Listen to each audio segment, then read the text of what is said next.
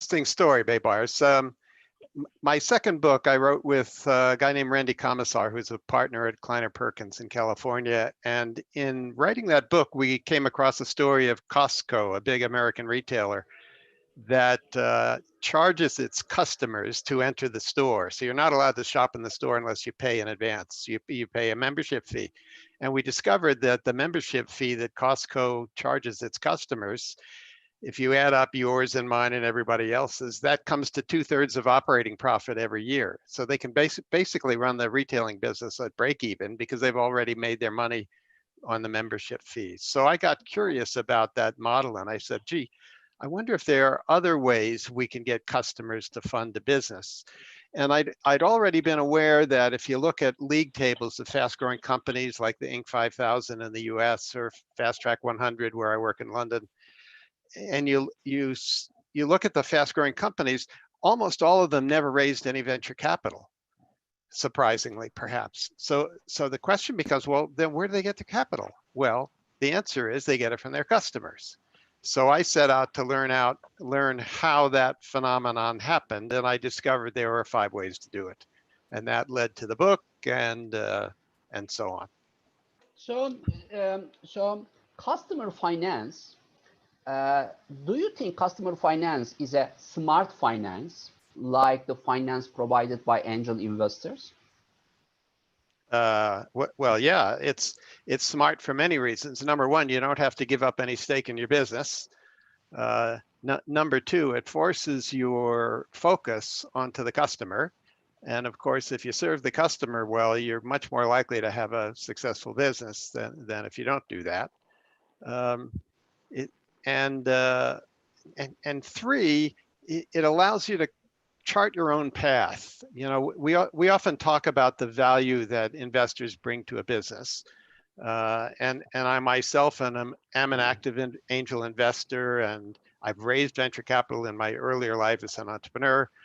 So I know how that works, but I came across some really interesting data. I don't know if I can put this in front of my camera. There's a graph right here. We see it, yeah. Yeah, that graph represents the returns from every venture capital fund in the US from the beginning of the industry through 2011. And what you see in that graph is that the vast majority of venture capital funds deliver low single digit or negative returns to their limited partners. And yet the people managing those funds think they're going to help the entrepreneur run their business. Well, that raised a pretty interesting question for me, right? Well, if they can't figure out how to make money managing their business, how are they going to help me run my business, which I may know better than they do? So I think there's some fundamental problems in the traditional model, and my books tries to open the window a bit and take a look. Yeah, I think you are completely right. It seems the most valuable finance for entrepreneurs and startups is customer finance, because customer only wants the product and service they were promised to be given. That's all. They don't want interest. They don't want equity. They don't want. They only pay and buy. And this finance is very valuable if the entrepreneur, of course, knows how to use it in a correct way.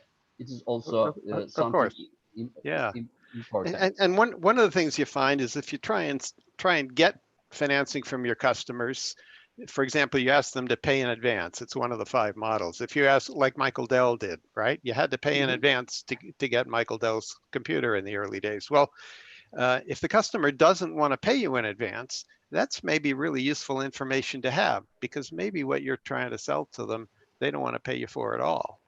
Yeah. So these models really help get you on a useful track. And of course, once you get customer funding and you get some traction and you have customers coming back, and I'm talking real customers, not your cousin or your uncle.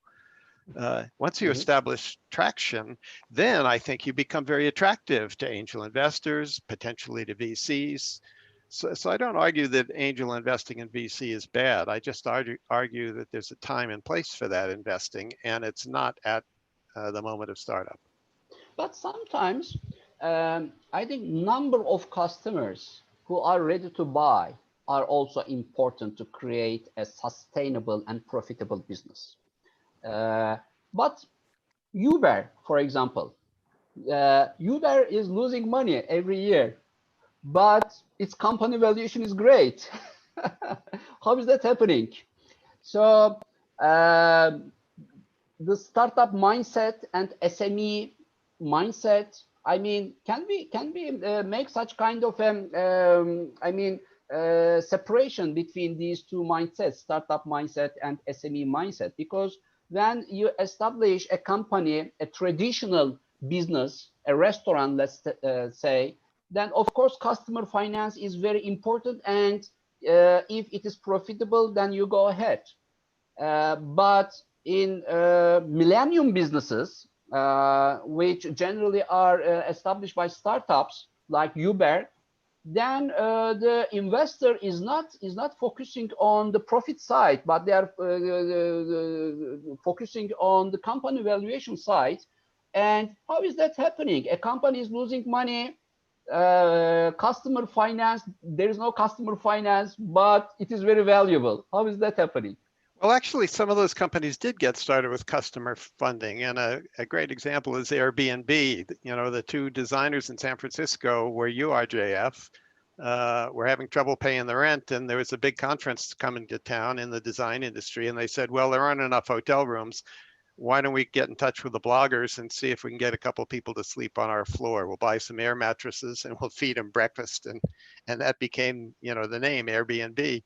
Well, that was customer funding to start that business. And only later did they say, okay, now this is pretty easy to copy. So if we're going to win in this field, we maybe need to put some fuel in the tank. And because we've already proven we can win customers, then the likes of Paul Graham and others came in with capital, and then it grew very fast. But at the outset, it was customer funded. Yeah. You mentioned about 5 models. What's that about? So there are 5 ways to do that I've discovered. One is called pay in advance, where Michael Dell did. You ask the customer to pay for the product or the service before you deliver it. And of course, almost all service businesses are like that. You know, if you're going to remodel your kitchen, you're going to pay the designer something up front before she starts work. So pay in advance is one model, and maybe the most straightforward. Matchmaker models, or marketplace models as some call them, like Airbnb and Uber and eBay, just bring together buyers and sellers without the person owning that business ever touching the goods. Owner doesn't have Uber doesn't have any cars, Airbnb doesn't own any beds, but they bring together buyers and sellers as a matchmaker. And you can do that in the early days with customer funding. You can build a subscription model. So we all subscribe to stuff, right? Netflix and the Wall Street Journal and all those things. When do we pay for the subscription? Well, we pay upfront. Okay, so we get the customer's money first.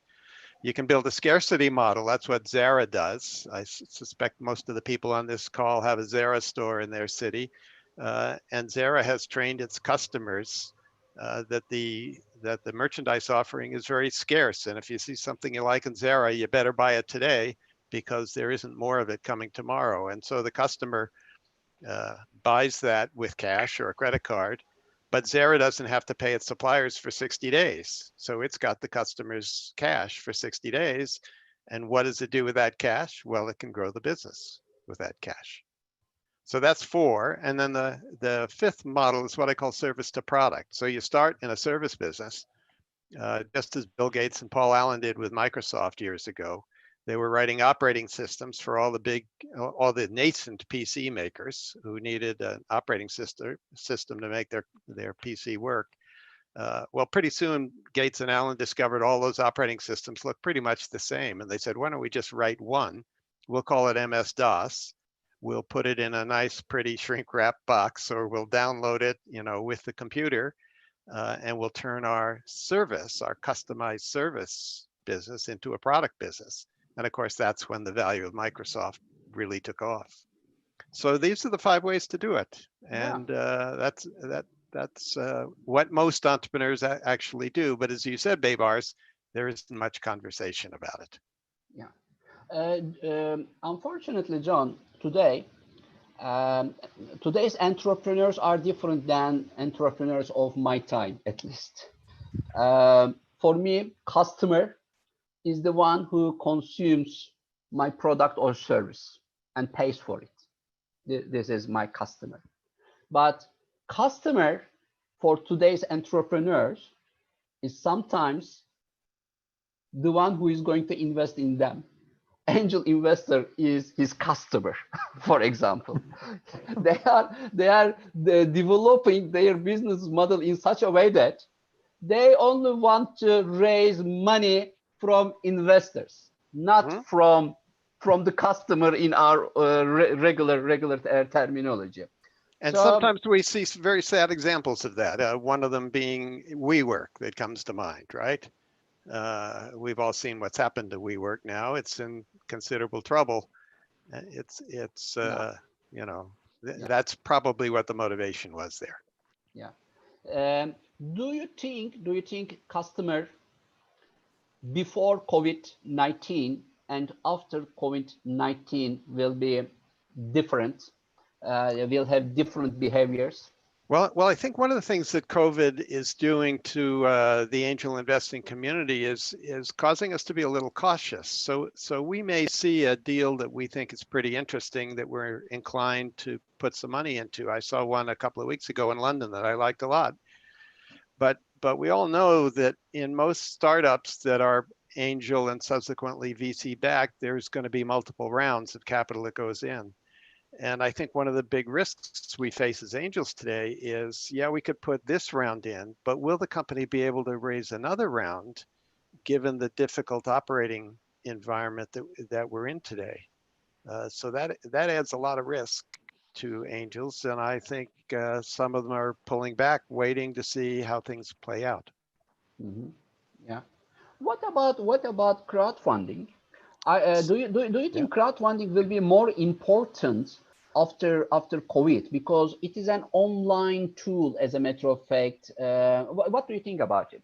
Yeah, so I devote a portion of a chapter in the book to Kickstarter and how it works. And there are a couple of surprises as I really dug into Kickstarter and how it works that some people don't understand. One of the big ones is you have to bring your own crowd. So the way you get a Kickstarter campaign to be successful is you build a great prototype and a good video and all that stuff, and then you line up at least a third of the money that you're going to need before you launch the Kickstarter campaign, and then you tell your uncle to go on Monday and your cousin goes on Tuesday, and you develop some momentum. And if you can build some momentum, then the crowd comes along. That's kind of how the successful campaigns work in Kickstarter. Will there be more of that going forward? I think there probably will, as you suggest. But it's not as trivial a game to play as it Mhm. seems on the surface. Yeah. Do you think customer finance will still be available after COVID-19 as it Absolutely, it was? will. Okay. Absolutely, it will because customers will still have problems to solve. And what we do best, we entrepreneurs and we angels who back entrepreneurs, what we do best is solve customer problems. So when I talk to my students at London Business School who say, well, I want to be an entrepreneur, but I don't have an idea, I say, don't worry about having an idea. Find a problem that some customer has that's a compelling problem for which your skills and interests are well suited, and see if you can solve that problem. And if you can solve that problem, COVID or not, somebody will pay you to do so. And in fact, many very successful companies have been started in the depths of really difficult economic environments. Hewlett Packard started in the Depression. Twilio and Birchbox started in the financial crisis of 2008, 2009. Those are all incredibly successful companies that were able to get their start in a tough environment because they found problems to solve and figured out ways to solve them. So Govern absolutely. governments in that case should support customers or should support companies, entrepreneurs directly. Which one is better according I, to you? I'm not sure that governments should do either, to be really honest with you. I think where where government support can be most effective is to help an entrepreneur who's already got some customer funding and got some customer traction and proven it can work. Where government programs can really help then is to help that nascent company grow faster. We know that virtually all of the job creation around the world, the developed countries and undeveloped countries, comes from fast growing entrepreneurial ventures. It doesn't come from startups, because for every startup that's starting today, there's another one that's failing today. So the jobs are created by fast growing companies. And I think the research evidence suggests that the best use of government funds is to help things that have gotten started and are showing promise to grow faster. Yeah. As a personal investor, you are an academician, you are an entrepreneur, you are an investor, you have different hats. But Yep. while John Mullins invests in a startup, do you like to invest in the jockey or the horse? Which one is important for you? It's not quite that simple. I guess what I tell entrepreneurs I meet, early stage entrepreneurs, is what I like to invest in is not dots, moments and times, but I like to invest in lines. So if I meet you today and I like what you're doing, I say, so what's going to happen in the next 30 days, or what has to happen in the next 60 or 90 days? And let's come back and touch base. And if I see a bunch of dots where progress is happening, and eventually there are customers, and then there's some more customers, then I have some comfort that that's a business that's going to go somewhere, and then potentially I back that business.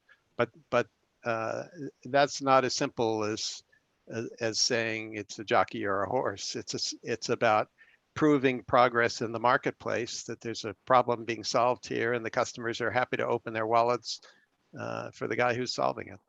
Yeah, thank you, John. Thanks so much. You're welcome, Baybars. And what is your direct message to all entrepreneurs?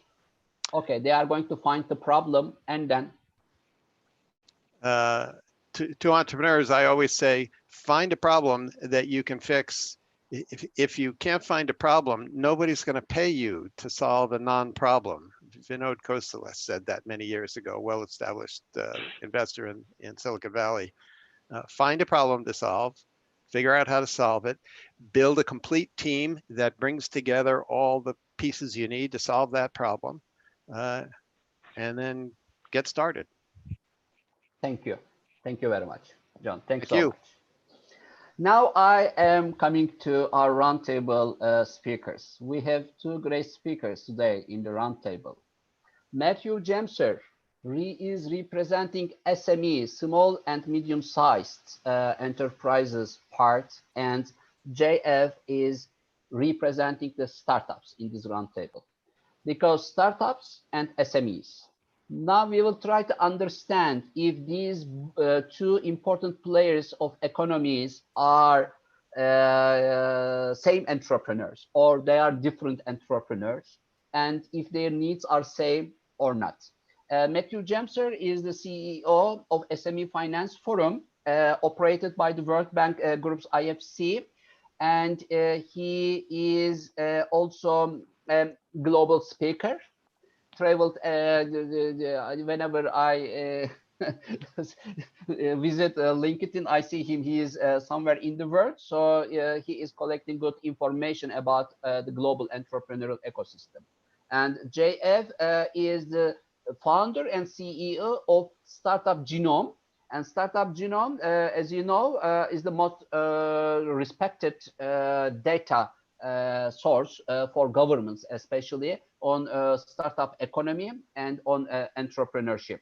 So let me start from JF, Matt, because startups and SMEs, let's first clarify the difference between these two words, because sometimes while we speak, while we write, we say entrepreneur, sometimes we say startup, sometimes we say SME. What are the differences? JF, what are the differences according to you? Voice? Thank you. Yes. Thank you, Baybar. It's great to be here. And these are important topics right now, right? Because the entrepreneurs are those that create new firms. And as we saw from all the research, Kauffman Foundation leading, is that new firms create 100% of net new jobs in these days. As corporations are trying to be more and more effective, increase productivity on labor, and actually over time reduce the number of employees. So therefore, they're our economic recovery. So entrepreneurship is at large, right? Those people who are not afraid, are resilient, and say, I want to create something new. I want to create a job for myself, but a job for many other people. And then among those entrepreneurs, some are, traditional entrepreneurs, restaurants or dry cleaners, all kind of businesses. And you have the technology-enabled entrepreneurs, right? The web-based entrepreneurs. And some of them are not necessarily very innovative, and some are extremely innovative. And these are the ones that, as your previous speaker was saying, like the fastest growing tech companies create 80% of those new jobs. Yeah. So when we're talking about entrepreneurship, there's the general entrepreneurship, there's some tech enabled, and there's the high power, highly scalable businesses. And we always work with Steve Blank's definition, right? The startup's a temporary organization designed to search for a scalable and repeatable business model. That means if they don't scale, they should die. Right? We're putting money and energy from an ecosystem for a startup community to help them, because we believe that 1 out of 10 of them might create 10,000 jobs, 50,000 jobs. Yeah. That's the difference really between the other ones, where you have an enormous number of new jobs, but a few number of employees per new businesses. JF, what is the company valuation? Maybe you don't know, but if you know it, please say it. But I think it is around, if I'm not wrong, $3 or $4 billion. Airbnb. What is the company valuation of Airbnb? I have no idea right now, but let's say $3 or $4 billion. This is what I do. Yeah. We can Google and check. I think you're probably about right. You are representing Airbnb mindset here. And Matthew is representing Hilton Hotels, because Hilton Hotels is not so valuable, Matthew. Hilton Hotels is 100 years old. More people are working in Hilton Hotels. They spend 100 years, but maybe it is only $1 billion. Airbnb only recruits 30 people at its office, and it is $3 billion. So this is the difference between startups and SMEs. I think what John in his speech gave a very good example and reminded this Airbnb issue. Matthew, small and medium sized enterprises are still representing 97% of the world economy. So you don't need to be upset about the Hilton sample. Still, SMEs are kings. We don't have. I'm not upset, Baybars, but I mean, most people would not call Hilton an SME, but they'd call it a corporation. But leaving that aside, and you have to be careful with all this, because yes, SMEs represent, and I'm usually arguing the other side of this, but SMEs do represent a lot of the economy in many countries, but the richer the country, the less the share of the economy they represent. And large companies still provide, they provide half the jobs in the United States where I'm sitting. You're right. Right. So, and so you got to be careful when because policymakers can take this the wrong way and say, whoa, you're telling me I should abandon the Hiltons who are providing millions of jobs and do all my policy thinking about how to help the Airbnbs. Well, then I end up helping the WeWorks, and all they do is steal their investors' money. I mean, we have to be very careful here. But yes, I believe in SMEs. I've just argued the opposite side of the fence that I'm usually arguing. But at the end of the day, and I'm also, I'd like to think I'm an entrepreneur because I'm running an independent enterprise from within the IFC, and we've been running it for 4 years, and we have customers. But I don't think just because I'm not starting, I'm not an entrepreneur. nor that if we get to a stable phase where we don't have to grow at exponential rates to get to break even, we're also not entrepreneurs after that point. Entrepreneurialism is that I'm my own boss and I decide and I'm running the company. Maybe yes, once I get lots of investors from other places and I'm working for them, then I'm not an entrepreneur anymore. But there's a long distance in the life cycle when I'm still an entrepreneur that goes well beyond startup, at least to me, even though I would say we're still a startup 4 years old, right? So. Okay. Yeah, and obviously a lot of the jobs are created by the large companies and are still there, right? So Yes. of course, as Yes. the government acts, they need to pay attention to the whole portfolio of the economy, all of the job creators. Yeah. But right now, when Particularly- I look at the what we've seen in the research, right, it's really interesting to put it in charts.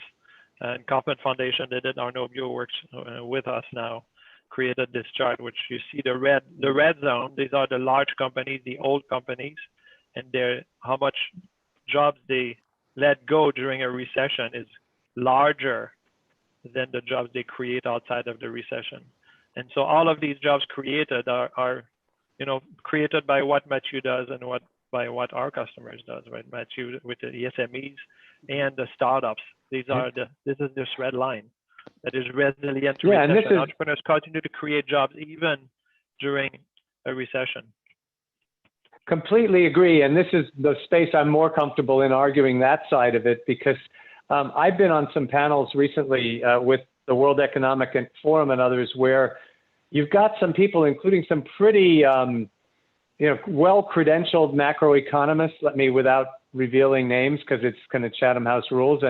And they make arguments that, so many SMEs fail. So therefore, the lesson in this COVID-19 crisis is that the government should not be providing any support for SMEs because a lot of them fail. And I can tell you, there's some, you can take some of the people I admire in the alternative lending industry, say in Europe or the United States, and some of them went to some of these universities whose professors still argue for this sort of nonsense. And they'll tell you now that they're in the real world, it doesn't work that way. There are plenty of enterprises that are the smaller enterprises, the ones that show the resiliency, that bounce back faster, that can make the adaptations. They forget that Kaufman curve conveniently because, you're sitting in a university and you're getting your research funding from large corporations. You're not getting it from the SME community. So you don't get this other perspective, unfortunately, often enough. And the other thing is that we shouldn't dismiss the SME that's only going to grow a little, because that's the vast majority of SMEs. And if we can help, government should also be thinking about how can I help them recover now? Because if I let more of them go out of business than is necessary, it's going to cost me more than just, X to get them back. If X was the original cost, it's going to cost me X plus.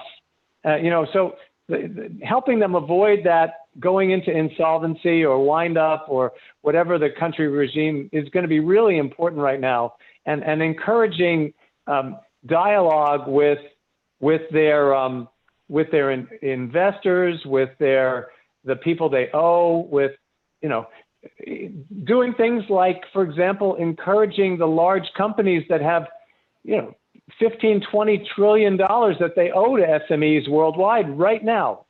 And we're sitting on rich corporate treasuries, which have almost no high yielding options in the things that they normally do, like government securities and other safe bets. Why don't they just pay the SMEs early? These are the sort of things that governments should be thinking about now, about how to help, because that would stabilize the SMEs who, as we heard from John, they've got a market. They have a history of working, supplying big companies, or even as distributors for big companies as regular. They should be able to pay later, with the same companies offering them financing to have extended payments and keep in business. Because yes, not many of those companies become real fast growers that we hear about. They're not the typical path of a unicorn, but they add a few jobs each. Collectively, that makes a lot of jobs in the world. And we advise, governments on startup financing and how to help the ecosystem survive. and I know all the other angel investors, I'm an angel investor as well, really care about saving the startups, but also, all of the governments we advise are working on first on SME. This is the majority of jobs, as Matthew said. It's also jobs that are not easy, and people who are not easy to replace in the new jobs if they lose their job, right? The techies is different, right? They have the jobs of the future, but your 40, 50, 60-year-old people who've been working in traditional economy, don't let these businesses die, because you're going to have high unemployment, and it's going to be very hard to replace. JF. Yeah, I like Uber, I like Lyft, I like Airbnb, but I don't think it's a good policy to say, let's just let everybody become independent gig workers serving those platforms. I think that would be a very dangerous solution for a country. Very dangerous. JF, Matthew is able to announce that 97% of the world economy is driven by SMEs, because OECD has such kind of surveys, research. According to you, what is the percentage of startups taking role in the economies? How much percent of economies are driven by startups? Yeah, so it's an interesting question, because of course, when you talk about startups, you talk about the new ones, and once they exit, oftentimes you say, this is a large corporation, that's a tech corporation, so we take them out. But the way we look at it is that there's this new revolution of creating new businesses and tech-enabled businesses, and that, what we call the global startup revolution. So these startups are created from a community of CFOs that are really investors, the angel investors, the VCs, a community of mentors, and HR people are usually the accelerators, the incubators, right? The new corporation is the community of startups, of the startup ecosystem. And that community has created businesses and large businesses at a unseen rate in the past, right? Where a business now, when we look at the average age of companies on the S&P, it used to be 25 years ago, only 20 years, 25 years ago. And now it's less than 10 years old. That means most of the businesses in S&P are new businesses that grew so fast. And this global startup revolution has created companies that now represent about 4%, 5% of the global economy. And when we measure its value in the last, now we've quantified it precisely over the last 5 years, it grows about 10% a year, which is about 3 to 4 times, 5 times the rate of our economy, right? So this is the sector of the future. Within 20, 30 years, it's going to be the #1 engine of the economy, but it's not right now. So of course, first, save your SMEs, help your corporation, yes. But now after that, save the engine of growth. That is the growth of your future to create jobs for our children, our children's children. And if we think about the angel community that makes up a lot of the people on this call, I expect, one of the things I like most about angels is that, look, the venture capitalists, it's very clear. I'm going to make 10 deals and 9 of them are going to fail, and the 10th one is going to have to pay for everybody, right? And that means it has to grow enormously, right? You need one of your companies has to hockey stick. But angels are not so uniform, and angels often are looking for doing something that will create some good businesses that are providing real services for customers that are going to grow steadily and are going to make a return, but that, an angel that's trying to say, I'm going to go for 10 firms and hope that one survives is not an angel, right? I mean, and in that sense, we need to be encouraging both types of companies, because unfortunately the tech companies are not very labor intensive, and we need jobs in this world, because in order to have consumers, people need to have incomes from somewhere. And I refuse to believe that we're all going to be gig workers. I want to come back to that point. I think we do need companies providing essential goods and services, and they're not all going to be giant. Just like in most of the world today, the one thing that isn't going to change is that a lot of our critical goods and services are going to come from small businesses that are always going to be small business sourced. And I think that's why we need angels, because they can help both the businesses that have long-term, the techie businesses that have long-term high potential, but they can also help these other businesses that are perfectly good, that will grow, that will give a good return and good livelihoods. But many angels will be happy knowing that they support that sector. And if we don't have that, we're in trouble because, I don't think we can rely. I think we're relying less and less, unfortunately, on the banks to support any of this. The banks were never good with the rocket growth startups. They're never going to be. Everybody knows that. But they've also never really been comfortable with normal SMEs. And today, with all the Basel reforms from the last crisis, with all the difficulties right now of doing risk management for firms that they never understood before, with all these unprecedented factors, you got to expect less and less of banks. And look what's happened in some of the highly publicized rescue programs. Here in the U.S., we have the scandals about the money went to listed companies that really aren't small businesses, and that's not. And some of them gave it back, but it's not good that it happened. In the UK, you're finding that you're only getting a short slice of the SME community that's getting the well-intentioned emergency support programs, and the same is true in emerging markets. The rest are not helped, and it's because the banks, who are the conduit that the governments tend to work through, and who are most of my members. But they know that we're talking about this. Most of them have not geared up to be able to do this in the timely manner with the right sort of responsible selection.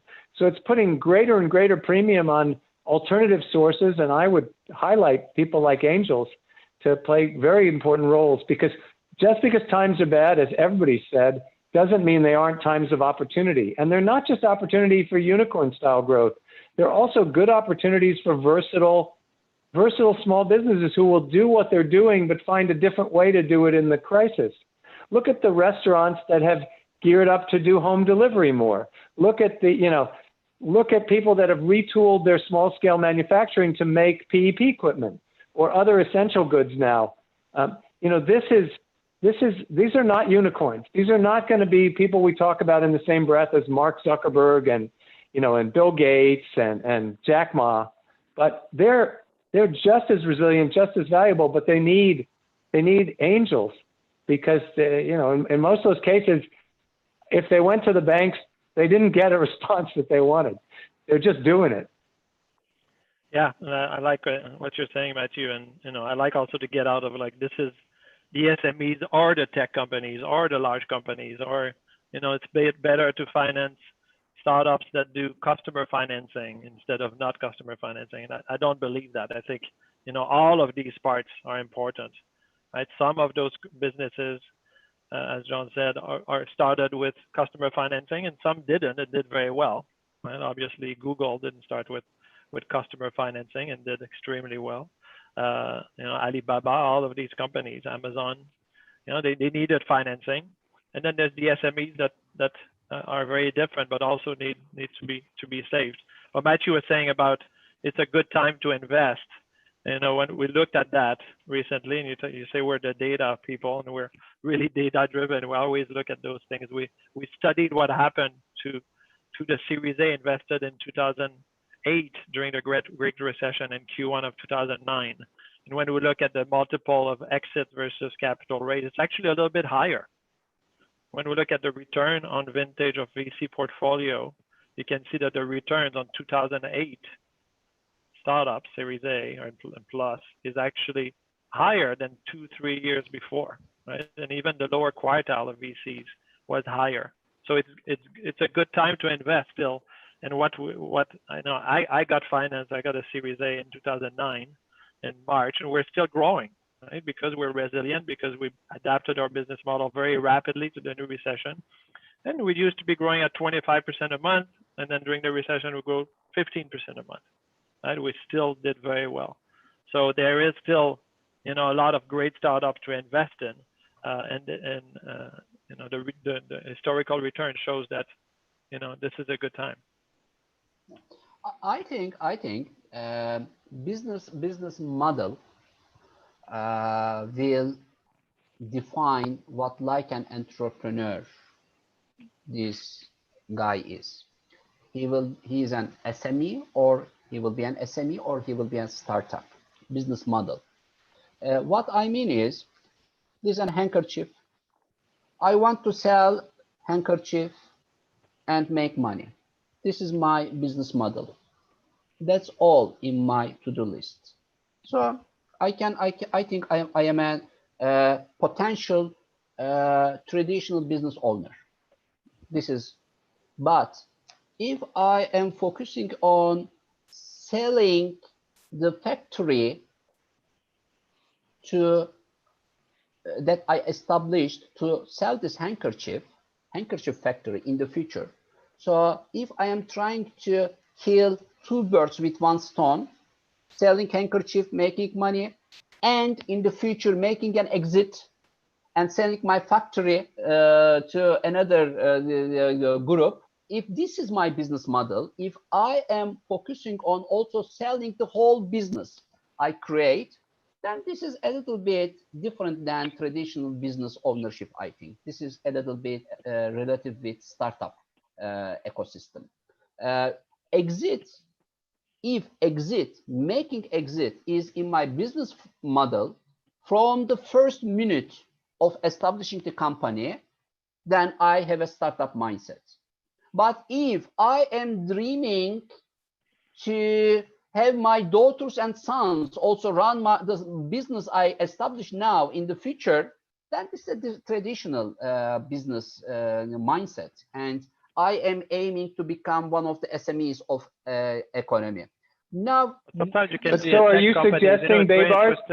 Please criticize my statements now. Matt, what do you think about this? Well, I was going to ask you a question back, Babar. So are you suggesting that angels should not be interested in a pitch from somebody that says, I want to build SME something industry, that's going to be around for my children to run it? I mean, that would seem like a kind of extreme point of view to me. Okay, I am going to give you an answer with a question. Do you think the guy who approached McDonald's and converted the system to a McDonald's franchise chain is an angel investor? Do you think he's an angel investor? Do I think that Roy Kroc was an angel investor? Yeah, because he wanted to back them and help them grow. Yes, he was angel and he liked what they did. Because what he did was, it's about whether you you're going to get your returns and your money back from dividends, royalties, or an exit, and it's fine. It's 50 shades of gray, right? It's not. I don't agree with if you're going for an exit, you're a tech company. You know, one of my friends at Singularity Institute started inviting those entrepreneurs and started asking them.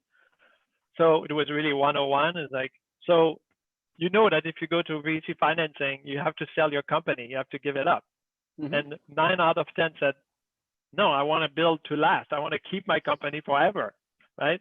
So this is a mentality. And a lot of the problem that we see in startup financing is that the model that was very successful in Silicon Valley created for these high-tech semiconductor companies that by definition could not do customer financing because they had to build $1 billion plant first, right?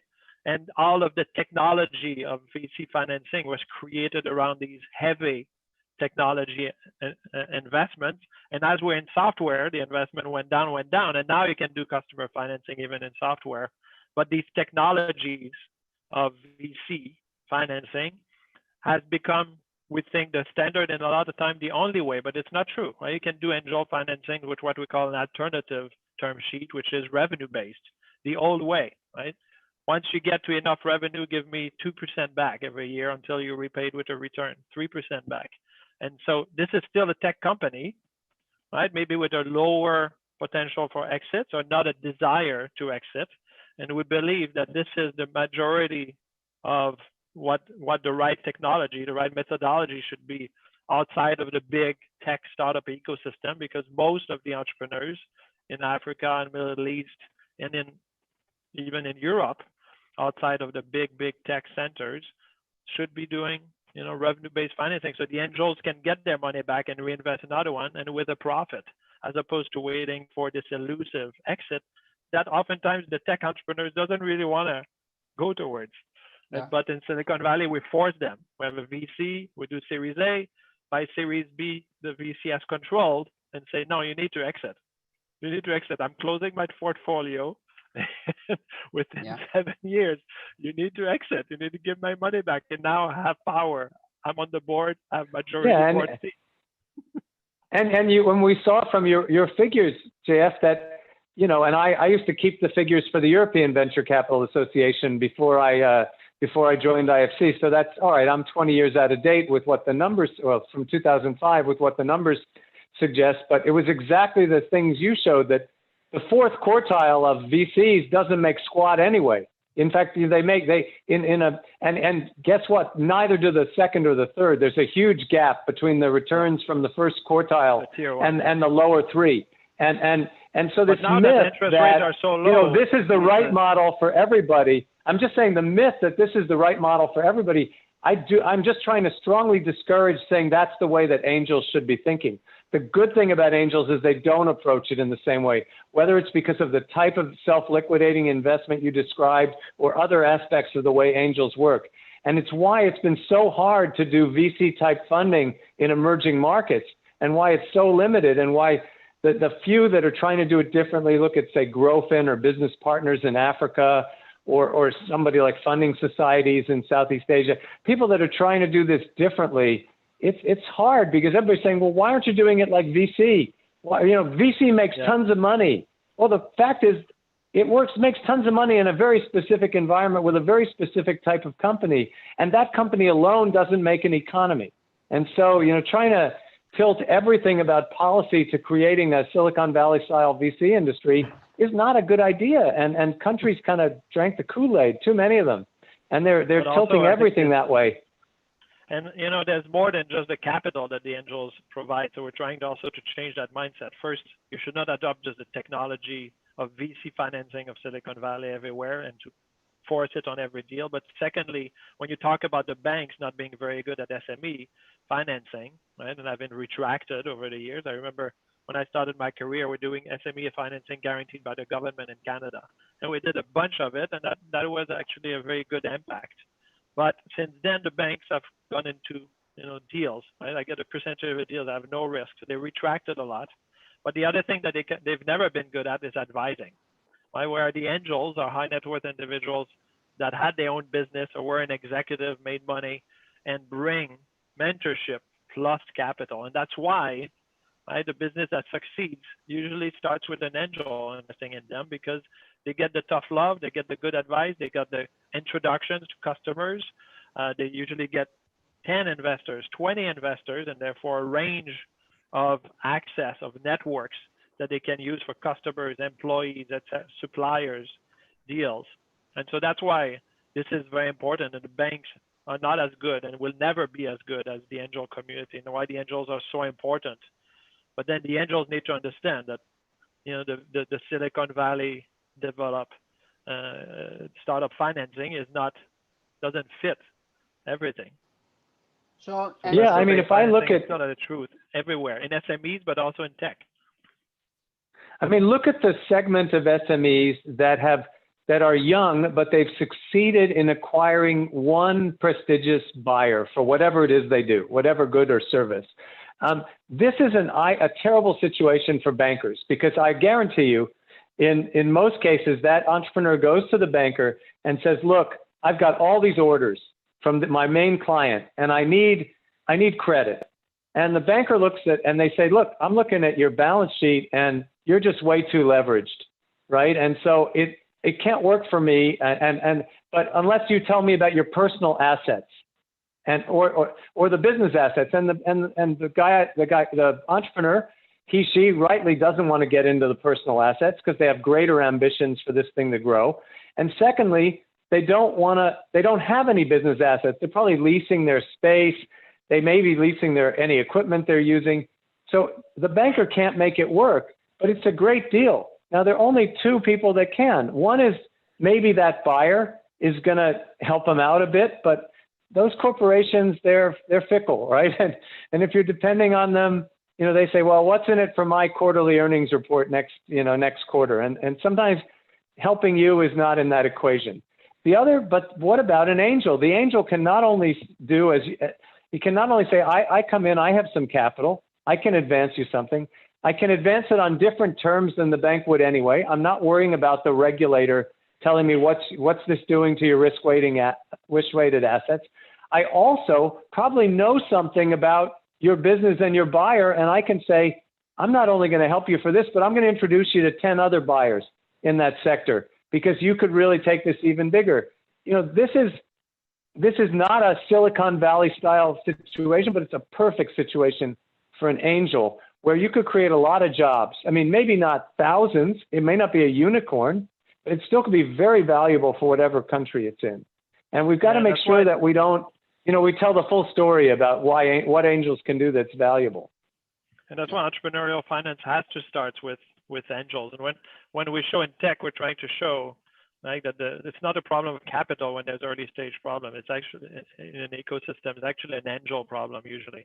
And when we look at the rate of seed funded startups as a percentage of all startups in a city versus the rate of exits, you can see how dramatically correlated it is. Incredibly correlated. So we've looked at, you know, more than 100 cities. That's about 75 here. And it's because it's not the government giving a grant. That doesn't work, right? It's an angel community saying, we're going to bring capital and we're going to bring advice. And in assessing the opportunity, we also brought a lot of expertise and knowledge. Yeah, that's a really good point. Some years ago, I was interviewed by CNN International's Question Means Business program.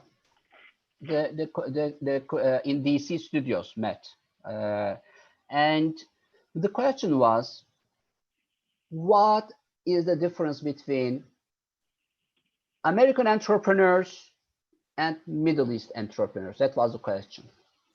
You can Google and find this. It is on YouTube, by the way. This interview. I said I gave an answer.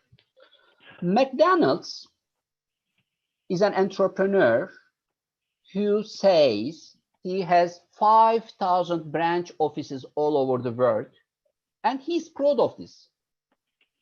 But in Middle East, you will see many restaurants who will write to their doors, they have only one branch office, and it is this. They don't have any branch office anywhere in the world. And this entrepreneur is also proud of this. One of them says 5,000 branch, the other one only one branch office, and he is proud of this. Unfortunately, for example, in Istanbul, on the main street, Istiklal Street, there was a 125 years old small restaurant. I visited this guy many times, and I said, why don't you franchise your business? Because the whole Turkey, İnci Pastan, everybody knows your brand. You are here under your grandfather established this restaurant. Now you are running it, and you are still have one branch office, and all Turkey knows it is great, your products. He says no. And what happened?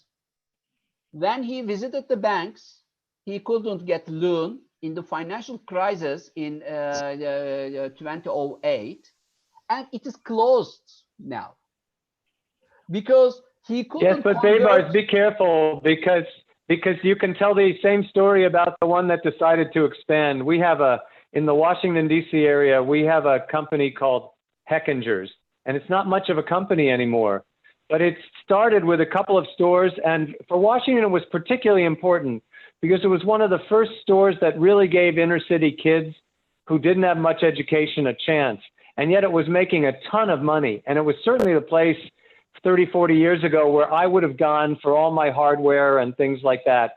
And they had one store, and then they had two stores, and then they had three. But then somebody said, well, you're not serious unless you're competing with Do It All from the UK or Lowe's from the US or Home Depot from the US. So young John Heckinger, the son of the founder, who was also John Heckinger, said, okay, I can't beat him. I got to join him. And he immediately did this massive expansion and got crushed. And so we have now crappier stores with less customer attention. And those kids in the inner city have to go way out to the suburbs to get the same sort of jobs that existed in the city. So I'm not convinced that there's one magic formula, and it's you gotta want to be a massive franchise or you can't succeed. I mean, yes, in my where I grew up in the Washington D.C. area, they're only but sorry, I don't mean to monopolize this. Yes, but I didn't tell you right. that the magical formula was franchise. I want to say, again, it's not this or that, right? There's a range of different, and it's cultural, right? When I worked in the advising the law industry in the UK, it was all partners. They're all the same. They all have the same power. And the US was a little bit of eat what you kill. The rainmakers were bigger, and then in Italy, it was, the Tsar, one person who was the king. And when the person dies, the firm died. And, but when you look about tech, what's happening is that if you want to grow, you also have to leave control to others if you want to grow that fast. And that's a mentality, that's a culture. When we look at what is the mentality, the mindset of a real big tech entrepreneurs, they don't need control. And that's the other mindset of I grow myself and around me versus I just want to do something big. And I don't care about losing control. Yes, I'll give 25% to VC in first round and another, and then I'll lose control and they may fire me, but I'm creating a huge impact on the world. And impact is not social impact, obviously, but that's the mindset of those entrepreneurs that say, I'm just going to grow, and maybe in 3 years I'll be fired and I'll do another one. But Zuckerberg kept the company, his CEO, but he has very little power versus what he had in the past. He had to give up a lot of powers to be able to grow so quickly. And that's really a difference between, when we invest in teams at the angel level, it's like, okay, what is driving you? What do you want to do? You want to create something big and you don't care about losing control? Or you care about control, you want to think something that you'll keep forever? And that already tells you a lot about, right? Is it the VC model or is it the revenue-based term sheet? Yeah, and the positive thing about America is even in the bad case where the Heckingers fails, the Heckingers can show up on the street in Washington, D.C. and everybody still admires them. Why? Because in America, you tried and failed, you're still a hero, right? Because everybody says, I wish I could do that too. I like their gumption. In Europe, in the Middle East, failure is a huge deal. And this is one of the main things that's handicapping both entrepreneurs and angels, that, it shouldn't be. We should have, admire the people. And I guess maybe it's because we're more of a younger frontier country in America that we have more of that culture. Actually, we see that research has shown it's not a country issue. It's really a city issue. Went through experience, we see that failed entrepreneurs do a bit big in London, in Berlin now. Right, the mentality of the city and the angels change, and the VCs and all the employees, everybody around them changes when we see through experience that it works. And in early stage ecosystem, it's not happening. But I wanted to want to switch, Baybars, to also talk about policy, because this is an important time right now where these SMEs and these tech startups are at risk of dying and having a real extinction of a lot of them. And I'd love to talk about policy if we have time before we end. Yeah, of course. But let me complete my sentences. And sorry, don't jump in the middle of my sentence. And I want to complete it. I want to say entrepreneurs should develop their own way of raising funds to develop their businesses, to scale up. Or just a second, if you visit a bank, the bank will never tell you, hey, why don't you franchise your business and get franchise fees and finance your business? They will not tell you. So mentorship and education, these two keywords are very important for entrepreneurs. If we expect from every entrepreneur that they can find their own way, yes, they can do it, of course, but they learn it in 50 years, 100 years, 30 years, or tomorrow morning. So education and mentorship are closing this gap. So this is what I mean. If he's an SME or a startup or at the end of the day, he has a business idea, wants to convert this business idea to cash, to business, create new jobs, new wealth, which will also serve to more social justice in the world. He is making something good. Let's help these entrepreneurs. And entrepreneurs shouldn't expect everything from governments or from banks, from VCs, from angel investors. They should also focus on developing innovative ways of financing their businesses. Thank you very much, Matt, for not joining me in this statement. And now, policymakers, I think it is very important because in such kind of COVID-19 case, for example, we understood that policymakers are playing a crucial role to keep the sustainability of economies and of the businesses. What do you think, JF? Yeah, it's extremely important. Right now, we see a big risk, as always, that in a recession that VCs retract, but they retract right now in COVID a lot more than usual. And I'll show you a chart that captures that. And you know, we looked at China because they're ahead of us, but it's happening right now. We see in London and in the US, where the red line shows from time zero, which is the end of the good times. So for China was December, for the rest of the world is February. And you can see the rate of new financing by VCs in China went down by 74% in 2 months. We're seeing this happening in the UK, 30–40% dropped in the first month. And when we look at the recession, this is the blue line. So this line 0 is here, November 2007. And you can see how actually it went up and down. So the peak, the most investment done in a month was actually in January 2008, right? Where VCs are flush with cash, they're paid to invest. And when I was talking to Balderton, the largest VC in the UK a few weeks ago, and Kleiner Perkins and all the other ones, right now they're booming. They see opportunities. The other VCs are disabled, are risk averse. They don't invest in the best deals. They keep investing. And that gap usually forms a year later. A year later, Series B dropped by 50%. Series A dropped by 40% or so. So this is the future gap, but we have a new gap. We're facing a new shape of contraction that we've never seen before in tech ecosystem and tech financing. And this is this very rapid contraction of VCs, disabled also in their normal processes. I can't meet in person. And when I meet in person, I have a gut feeling about the team. Are they really high ambition? Are you going to really do it? And suddenly I'm on Zoom and I don't have the same emotion. I'm like, maybe. And you know, a lot of investors have told me in the past, if I'm at a maybe emotionally after 5 minutes, I probably will never invest.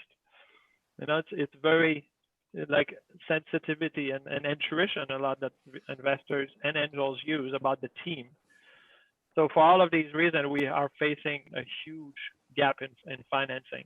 And again, when we went back to see, you know, is it time to invest? How much does it cost to save a job? And of course, most governments are focused on saving SMEs job, and they should, and we encourage that.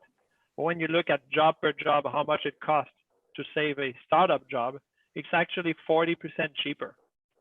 Because when you start with 500 SME jobs versus 500 tech startups jobs, although 50% of the tech startups will die, and that makes the government say, why should we put money into those that die?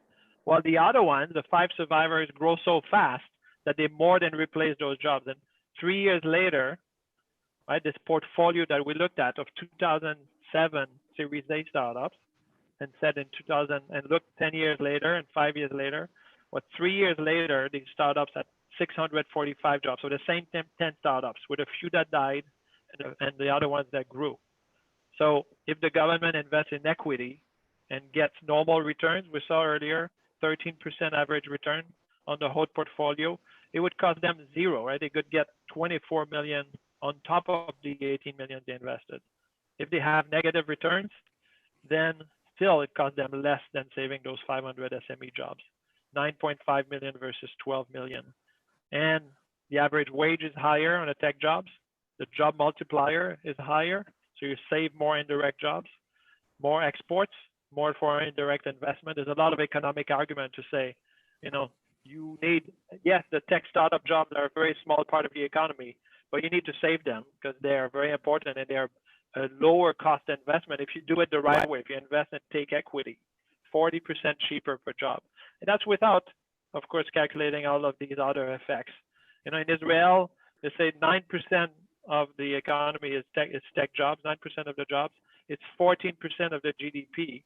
But if you remove diamond exports, it's more than 50% of the exports are these few companies that employ 9% of the people. So very important. I mean, I think this is very convincing data about why we need to focus on the startups and why they are important. The only point of difference I would take is that I don't therefore easily leap to that government should create government funds that should invest in startups, because that leaves out the management factor. And unfortunately, there are countries where this works very well. Israel, Singapore, you know, there are a large number of countries where this has been tried in the past and they don't pick the right people. They pick the right people, but they don't let them do their job. You know, there are lots of, we don't want to get into all the nitty gritty, but, you know, I think governments are on safer ground by the way, when they try to think of how they could create. Picks winner, right? Yeah.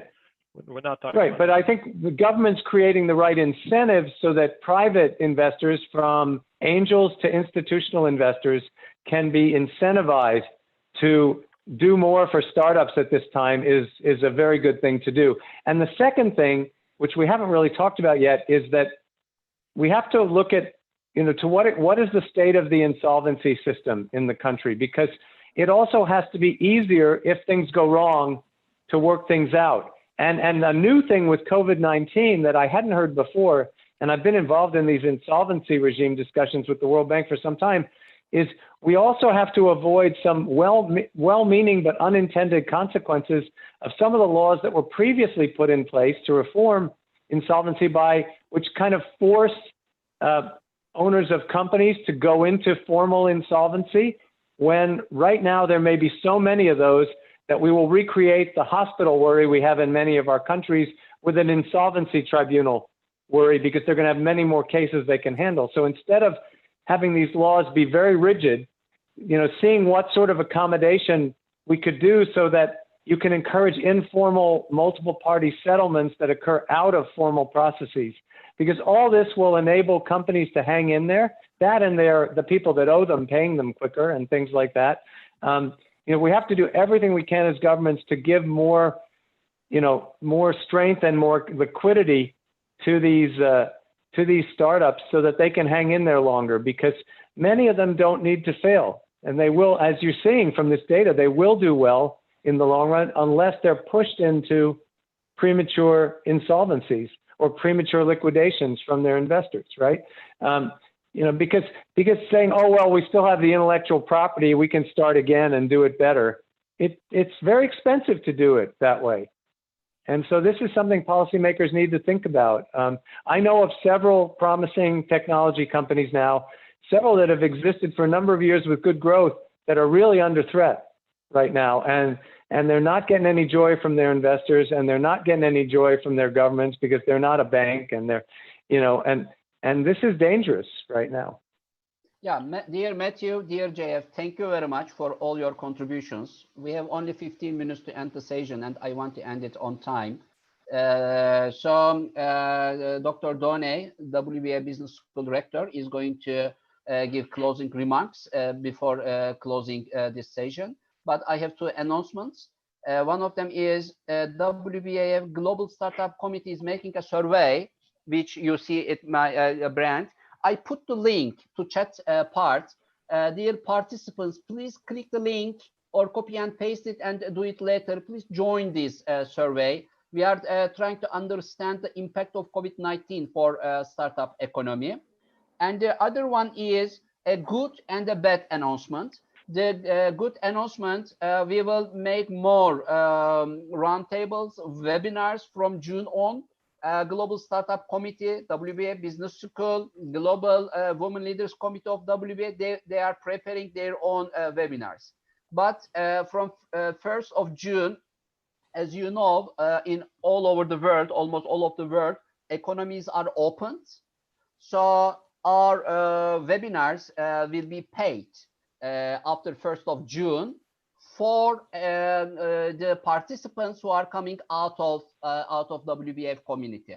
They will be only be free for high commissioners, senators, international partners who are now 210 people from 82 countries.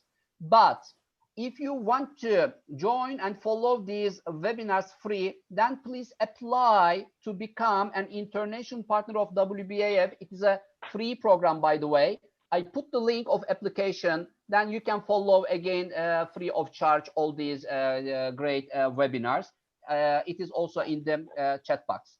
So, dear Dr. Paul Donay, Thank you. listened to all conversations from the beginning, and let's take a wrap up from you, and let's have your closing remarks. You were the CEO of Turk Telecom until end of the last year, where 34,000 people are working, and you worked there a very long time. You established the corporate venture department of Turk Telecom, which is one of the biggest corporate venture departments in Turkey. So with your angel investor, corporate venture, professional mindset, how do you make a wrap up of all these conversations? Thank you, brother. Actually, first of all, I'd like to say that what John has covered, this idea of customer finance, for example, is a very interesting idea, especially in the angel investment structure, because what happens exactly as he described it, somebody comes with a problem that he can solve, and he wants you to participate with in the effort of doing that, and therefore it's a very precise, definitive, perhaps not a very sizable amount of investment, and in which hopefully you can contribute with some of your knowledge or open new markets for them or something like that. And I think that the role of an angel investor in that regard comes very much from this type of quote unquote, let me say, the startup of an idea. So generally it is small, it is targeted, and it is to serve something existing. Rarely is it to create something totally new. On the other hand, venture capital sometimes, and this now gets closer towards the challenges that we face in relation to what Matt has suggested, for example, we end up with the hype of venture capital people. Why? Because SoftBank is the best example of $100 billion. I mean, look at the scale of that money, okay? And then they are hyping up, for example, an asset like WeWork, which obviously doesn't have any of the value that they have hoped it would have, or whatever, believed a lie, or expanded a lie, or whatever it is. That's very, very serious stuff. And now it's crashed all the way down to a valuation of 2.9, I think, or something like that. And this is a very, very serious issue. So what's happening with these so-called unicorns and big stuff is that they are hyped, and they create something like a fear of missing out, which really you should be hoping to miss out of this type of stuff. And then, so you have these unicorns. Well, somebody's going to have to invest in them. So let's just forget about them, right? I mean, that's big money, big venture. SoftBank, goes and meets somebody and tells him in 45 minutes, he got $45 billion. Let's forget about that, right? So there are people who will do that. Let's stay away from that, okay? Because that's by definition the best ground for people who hype and lie and are not truthful. And definitely, if they make it, good luck to them. So that's perpetuating something which is not factual. Now we come to the SMEs. Now, of course, SMEs are probably one of the most important contributors, not just to jobs, but to the economic activity of a country. And I think what distresses me the most, and I empathize a lot with what we've heard, here, and also from JF, and the beauty of the data that you've got there, is that decisions should be made on data. And the data that you presented indicates that people who are making these decisions to establish, the basis of a policy or what to do, should know what that is, because the cost of job loss is a cost. And the cost of supporting a business or a person is easily calculatable. So policymakers can consider these things. The difficulty, I think, personally here, in relation to what we've heard, which is a very interesting discussion here, is that, in fact, countries need everything. So you need the angels, and they should be supported in any manner that they possibly can. By that mean like tax incentives. When I say that, I mean incentives. You don't need more than that. And, they know how to gear that thing. And venture capital, venture capital, we have seen that the actual returns on venture capital are hyped. They're not real. I'm sure if JF would present to us the numbers, and I'm sure even Matt has all the numbers, and even private equity, if you look at, let me say total returns over the last 10 years, 7 year, whatever is their cycle, what is their average annual return? It's not a very high return, yet it is hyped because of the odd great case. This company hit great. And by the way, a company that hits great usually lists, and if you love it, just invest in it, because from the date it lists to the date it, to date is a very big growth. If you love that company, go and invest in it. So there's lots of ways that you can invest without having to take, or let me say, following the hype of what these things lead to. The importance of angel is that it's a human connection at a scale where the money is sufficient to get an idea off the ground. This entrepreneurial idea would not be tried otherwise, and you have two people willing to take the risk. By two people, I mean types, the people who want to start it and the people who are going to fund it. And then you've got A and B, and then they start. And then as it builds up, the issue of exit is less relevant, because that's what the investor needs to know about the day they actually enter the idea, right? Because if you're giving money to a venture capital fund and they say this is an average 7 year, and and then if you think that giving a lot of money to a venture capital fund is going to give you a superior return, then just go ahead and do it. You see what I mean? Or you can have someone who will just manage your money in a different form, such as managing illicit entities. But if the point that you mentioned, by Bars, the issue is that people want an exit, also like JF said, in fact, a lot of people just want to know that they're investing in a company that will have a value, and then that value translates into either a dividend yield, which is distribution of profit, or if it gets to an exit, well, so be it. And of course, the person that, if you're the angel investor, the first question you're going to ask the guy, are you building this company, are you building it to sell it, or are you building up to run it, build it, and perhaps in the future, maybe, quote unquote, possibly list it if it's not too small. Or great, we're going to make some profit and there's an annual distribution. Then, of course, you can negotiate certain rights to the funding that you are providing. I don't mean debt, but you can have, for example, a preferred preference share type structure, which gives you, since you are putting the money, you can get, a bigger part of the early dividends, whatever it is. So you will know that that's your exit, by the way. Otherwise, you may as well keep your money in the bank and hope for the best.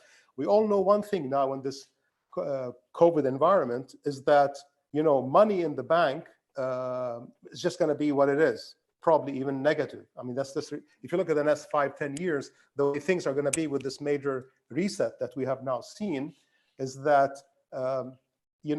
getting a dividend yield out of a listed company seems to me is going to be in the low single digit going forward, where things are. Let's say 4 or 5% to use something, not too depressing.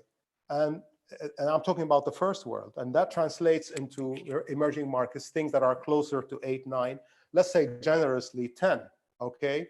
Now, that's the reality of a dividend yield, and which is the only measure you can make on a business other than its equity value for an exit.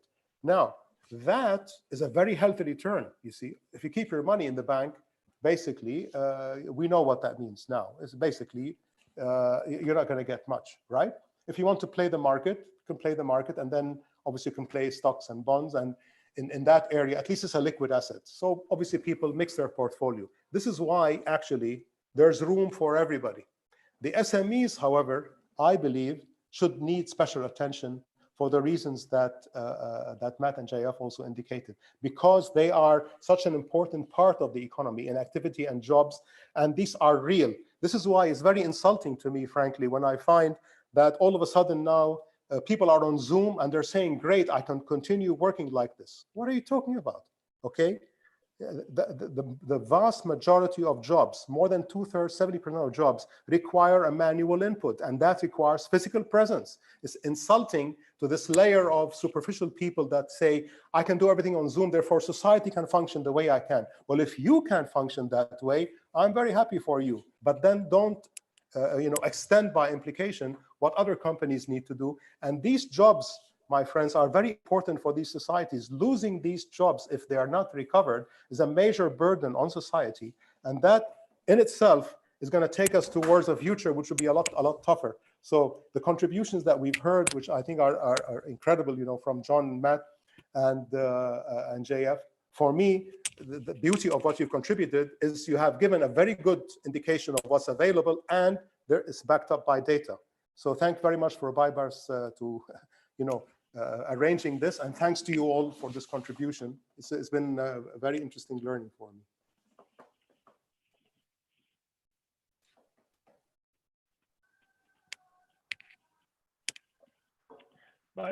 Bye, Bart, you're muted. You're muted, brother. Sorry.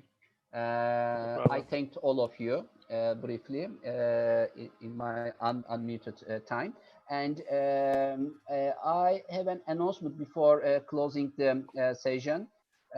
Please, this announcement is for participants. If you want to join the Global Startup Committee of WBAF, or if you want to join the activities of the Global Women Leaders Committee of WBAF, or if you want to join the WBAF Ethical Governance Committee, please send an email to christina.mcjimsey@wbafforum.org. This email is also in your message, by the way.